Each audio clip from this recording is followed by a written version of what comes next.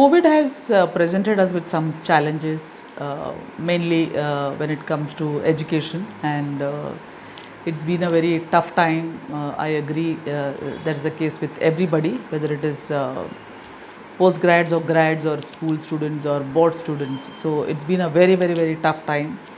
The other problem is the engagement level. We are not able to place our engagement models with students, and parents have that problem also, because parents are faced with this additional pressure of not being able to go to their work, or their routine completely turned topsy-turvy now. So these times are difficult, I agree, but yes, we all know that these times are not there forever.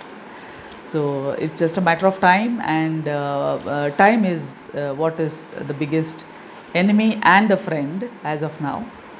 So I have a piece of advice for all those students who are fence sitters, because we don't know when are the entrance exams being held, and what would be the admission procedures. Yes, we do have that element of uncertainty. So my advice to all of them is to use this time, because apart from the uncertainty of the entrance exams being held on which date, there is this uncertainty also of how would you fare. Then there is this uncertainty of which course would you get in, which college would you get in. So you put all together, there is a big capital thing that can flash on your face, which is called uncertainty. But there is something which is quite certain, and that is a career selection. Okay, the process of career selection. The process of career selection has to be according to your interest, according to your abilities, because ultimately a career cannot be just a money spinner or the means to earn money for you.